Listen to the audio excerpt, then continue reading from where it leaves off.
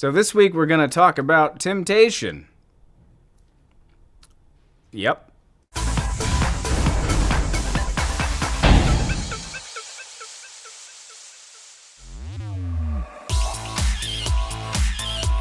This week, Zach tried to fuck me.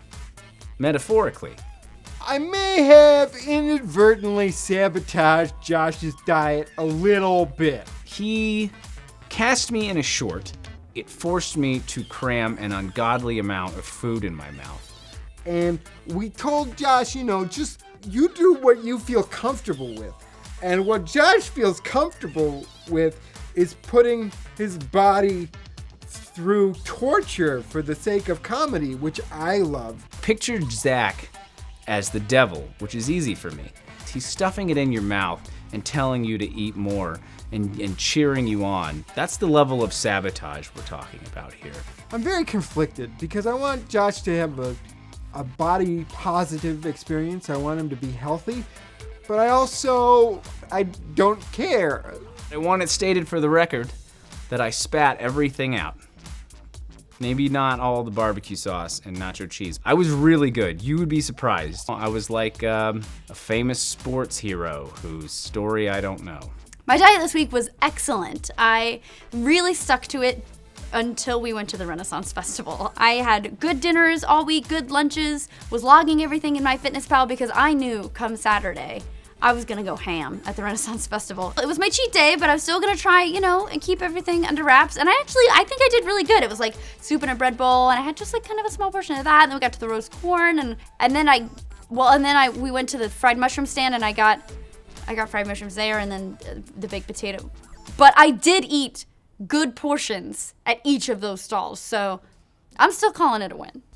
So Meg went nuts at the Renaissance Fair with all the good food, and I went nuts with actual nuts. What they don't tell you about nuts is the things that make nuts good are salt and like the honey roasting. Nuts by themselves are the Mark Ruffalo's of food. Yeah, you're great as the Hulk, but the Hulk part isn't you. You're the boring guy that turns into the good thing. I went to the grocery store and I realized eating healthy is a lot more expensive than eating garbage, which is a conflict for me because I love a great value. Still good. You feel good after you eat it, but you're like, there's nothing to fill the void of sadness that you feel. So you have to find actual joy in life. I was actually really good on my diet this week, but it turns out that the office is full of snitches. What are you doing? What are you doing over there? Nothing. You're eating pizza? Oh. You're on a fitness show and you're eating pizza. Look. I'm gonna report you to Meg. He was a pizza-eating liar. So my workouts changed from basically lying down and doing nothing to doing something.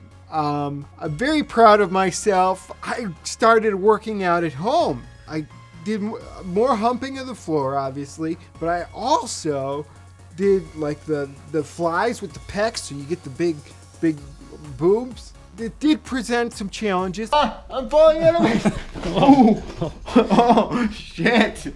Well, the balance muscles weren't doing anything. Do you think D'Angelo has never fallen out of his wheelchair? So working out with the Wolf this week, he shook things up a little bit. We did some cardio work on the bike and we did the weight work, but we also did some core exercises. He taught me a circuit of core exercises I could do at home. So I've already noticed that I sit straighter during the day. I've been working out my shoulder muscles a lot, and the core has been helping me. So I feel like I'm actually gonna be relieving a lot of my tension and my stress just with these exercises.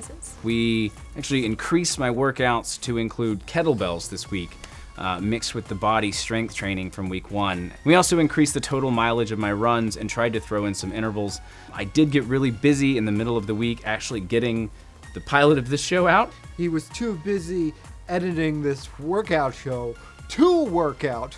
I ended up missing 2 workouts, but I made up one of them over the weekend, so pretty good overall. My neurology appointment is coming up next week, and I'm still waiting to hear whether or not I can run or if this is going to sideline me for any stretch of time. Just trying to get long runs in and get as much running in before I go to the neurologist as possible. So this week, I'd rate my performance 4 Zach abs out of 5. I feel like I did good with doubling my weight and being really consistent with getting to my workouts on time and working out really hard.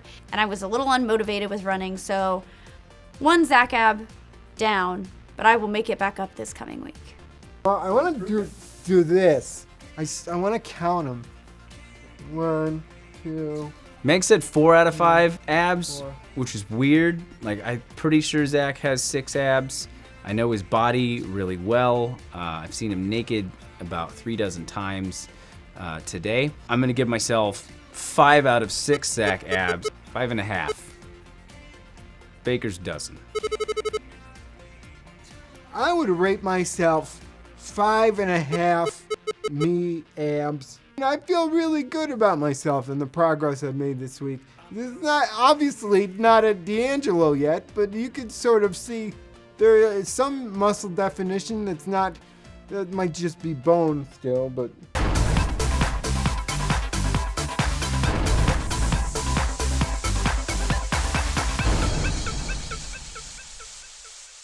Rome wasn't built in a day.